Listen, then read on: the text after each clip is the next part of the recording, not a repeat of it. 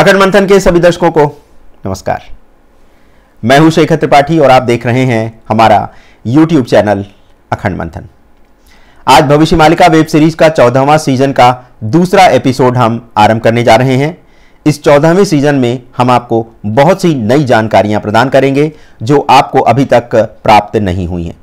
जैसा कि सीजन के पहले एपिसोड में हमने आपको यह बताया था कि कलयुग के अंत में मनुष्य गर्भ पीड़ा से पीड़ित रहेगा, ऐसे भविष्य मालिका में विशेष तौर पर लिखा गया है।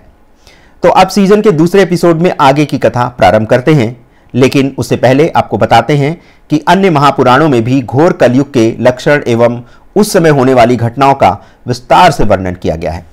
संस्कृत महाकाव्य महाभारत में भी कलयुग को लेकर कहा गया है कि इस समय मनुष्य लालची, क्रोधी और कामी होंगे और एक दूसरे के प्रति गाली गलौज करेंगे।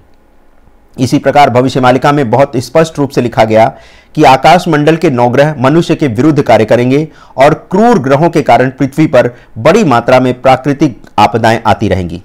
आगे कहा गया है कि ग्रहों के विपरीत होने के कारण प्रचंड वेग से हवा चलेगी और आंधी तूफान जैसी घटनाएं आए दिन होने लगेंगी।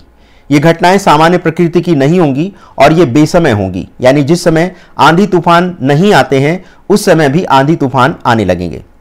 वैसे सामान्य तौर पर दिसंबर का महीना तूफान उठने के लिए नहीं होता है, किंतु अब देखिए अभी 4 दिसंबर 2023 को बंगाल की खाड़ी के ऊपर बना चक्रवात तूफान मिचोंग अब गंभीर चक्रवाती तूफान में परिवर्तित हो गया है। चेन्नई में तबाही मचाने के बाद मिचोंग चक्रवाती तूफान अब आंध्र प्रदेश की ओर बढ़ रहा है। ये किसी भी वक्त तट से टकरा सकता है। तो साधारण तौर पर सर्दियों के मौसम में चक्रवाती तूफान नहीं आते हैं, किंतु आप देख रहे हैं कि इस समय भी चक्रवाती तूफान आ रहा है। तो यही बात भविष्य मालिका में लिखी गई है कि हवा की गति सामान्य से अधिक तेज होगी। थोड़े थोड़े समय के अंतराल पर बड़ी बड़ी और भयानक घटनाएं सामने आएंगी। यह भी कहा गया है कि कलयुग के अंत में लोग जप तप छोड़कर नास्तिक और चोर बन जाएंगे। इस समय बासी भोजन को भी ताजा मानकर खाया जाएगा। अब देखिए, विदेशों में 6 माह पुराने फ्रीज किए गए भोजन को वहां के लोग ताजा भोजन समझकर खाते हैं, जबकि गीता में बासी भोजन ना खाने के लिए कहा गया है, क्योंकि उसमें नकारात्मक तत्वों का प्रवेश हो जाता है। इसी कालखंड में पुत्र पिता के भाग्य का आनंद उठाएगा, यानी वो पिता की संपत्ति पर ऐशो आराम करेगा और एक प्रकार से आलसी और अकर्मण्य हो जाएगा। अत्याचार से प्रजा जूझ रही होगी, किंतु राजा उनकी रक्षा नहीं करेंगे। राजा के अंदर धन का लालच बढ़ जाएगा और वह सदैव अहंकार और अभिमान से भरा रहेगा। भविष्य मालिका में एक स्थान पर हमने ये भी पढ़ा जहां ये लिखा था कि आने वाले समय में पूरी दुनिया 1 वर्ष के अंदर ही अंदर बदल जाएगी। कुछ ऐसी ही बात अमेरिकी वैज्ञानिक चेन थॉमस ने अपनी पुस्तक आदम एंड ईव में लिखा है कि संसार में प्रलय मात्र 3 घंटे में ही हो जाएगा और अधिक समय नहीं मिलेगा लोगों को अपने प्राण बचाने के लिए। जबकि चेन थॉमस ने जो वैज्ञानिक अध्ययन किया है उसके पीछे उन्होंने साइंटिफिक आधार ही दिया है। तो इस लिहाज से देखें तो भविष्य मालिका में संसार परिवर्तित होने का जो समय 1 वर्ष का दिया गया है वह गलत नहीं है। सबसे बड़ा प्रश्न तो यह है कि जो बात भविष्य मालिका में लिखी गई है उसका समर्थन अब वैज्ञानिक भी कर रहे हैं।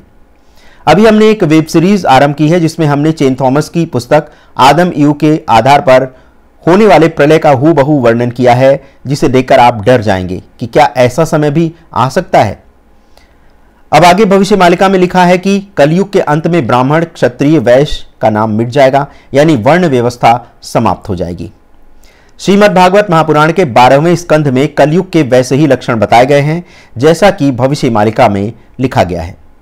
तो भागवत पुराण में लिखा है कि कलयुग के अंतिम समय में महिला पुरुष दोनों में से कोई भी अन्याय को सहन नहीं करेगा और जैसे ही कहीं अन्याय होगा उसके विरुद्ध आंदोलन होने लगेंगे। इसके बाद युधिष्ठिर को संबोधित करते हुए कहा गया है कि सारी पृथ्वी नष्ट हो जाएगी।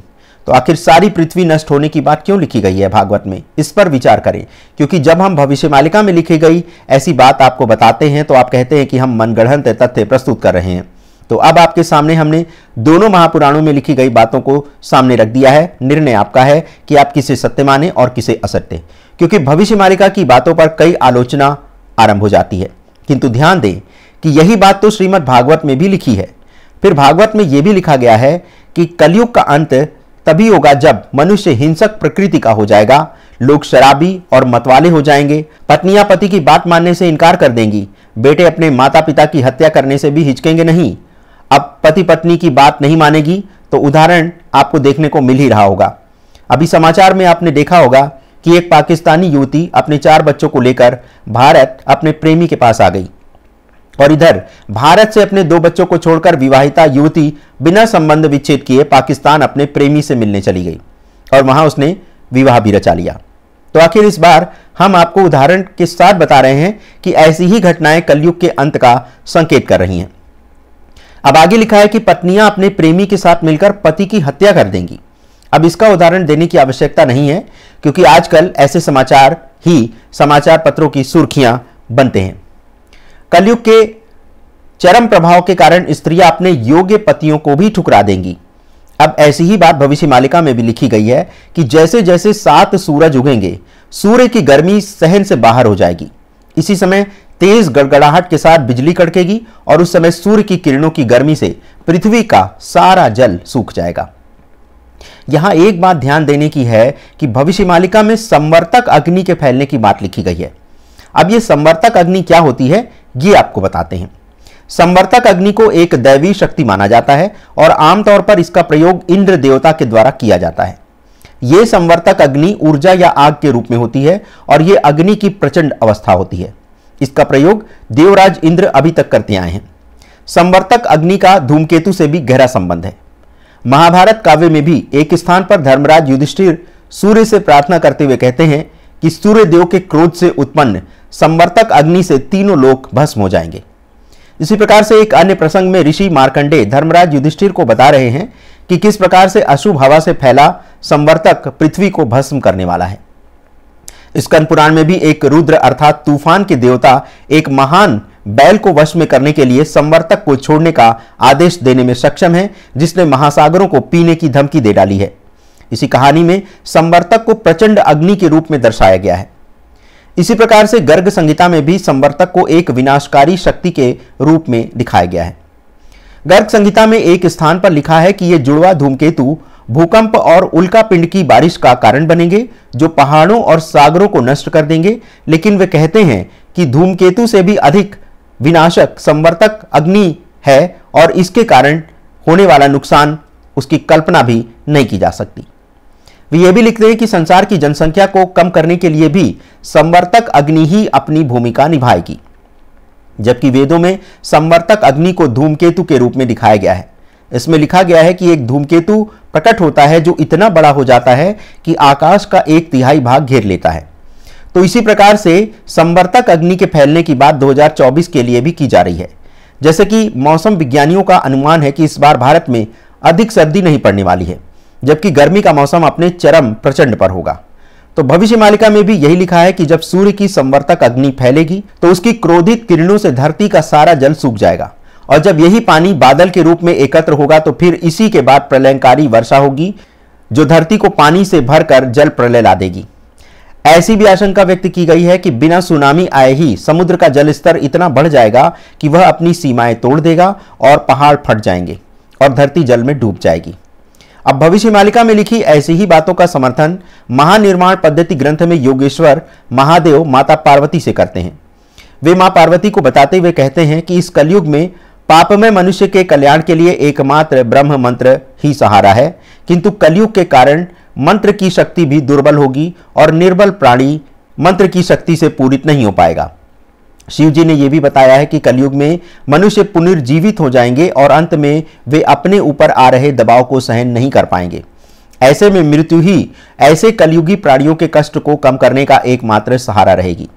श्री रामचरितमानस के रचयिता गोस्वामी तुलसीदास जी भी श्री रामचरितमानस में लिखते हैं कि ब्राह्मण वेदों के विरुद्ध कार्य करेंगे और झूठ बोलने वाले व्यक्ति को लोग संत मान लेंगे।